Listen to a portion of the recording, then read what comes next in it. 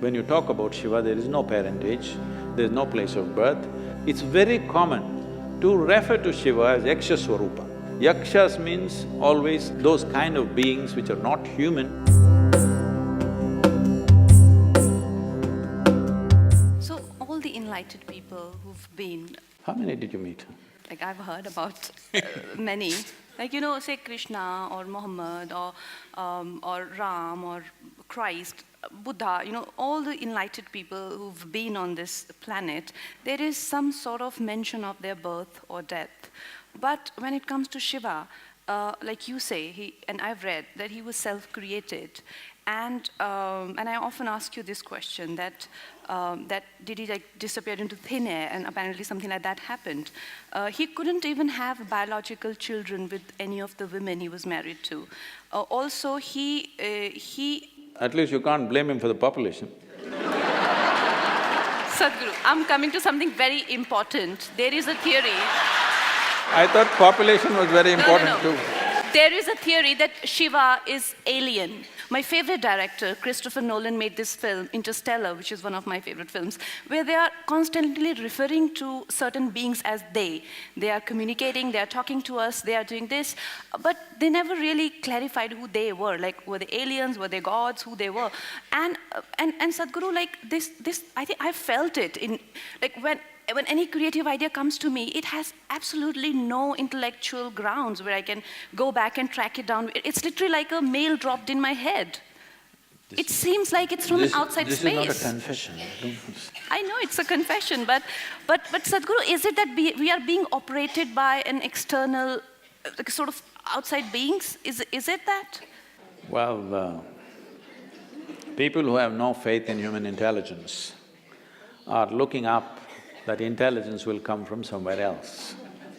What we need to understand is, see, there are certain things which are very significant things in this country which unfortunately this present generation has completely forgotten, or very few people are reminded, and the rest of the world, some places they recognize, rest of the places it's not there. What the thing is just this, here we consider things like this. For example, in yoga, we call your spine the center of the universe. We call it Merudanda. That means it's the axis of the universe.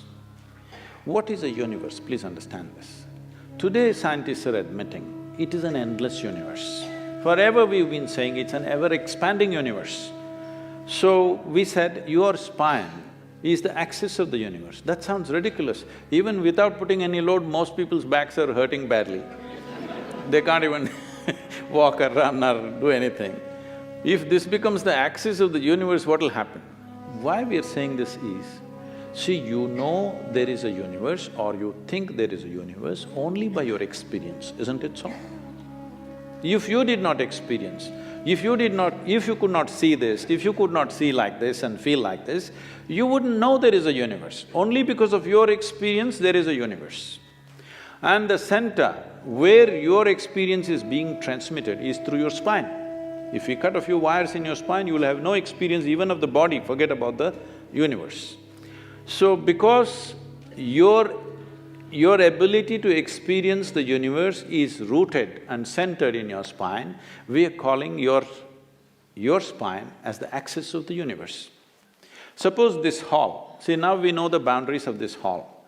Now we can debate whether this is the center of this hall or that is the center of this hall. Suppose there are no boundaries to this hall. How would you decide which is the center of this hall? Where you are is the center of the hall, isn't it? From this basis, we developed a whole possibility for a human being, how not just to believe these things, but to make it into a living experience.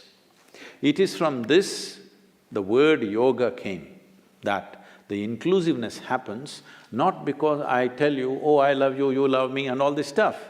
Inclusiveness happens simply because you obliterate the boundaries of your individuality.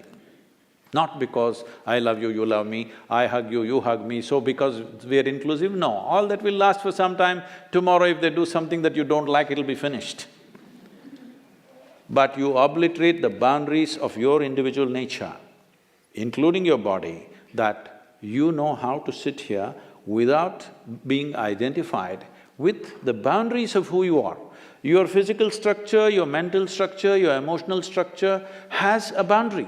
It may be large or small. No, I'm not talking about the body being large. It may be large or small, but it has a boundary. But there are dimensions which have no boundary. What doesn't have a boundary is non-physical in nature.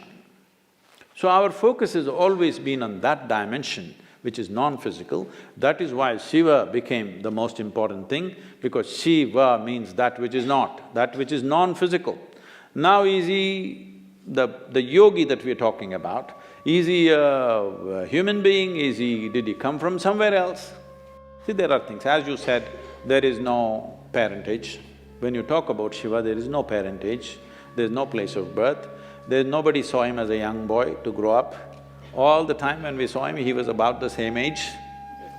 And we don't know where he died, such a significant human being. Even in those times, if he died somewhere, they should have built a temple, they should have built some kind of a monument for him. Nothing like that happened. So there is no birth, there is no death, there is no parentage, there is no siblings, there is no anything to prove that he was here. Does it mean to say we can assume he came from somewhere? Not necessarily. But in many of the… if you look at the lore, it's very common to refer to Shiva as Yaksha Swarupa.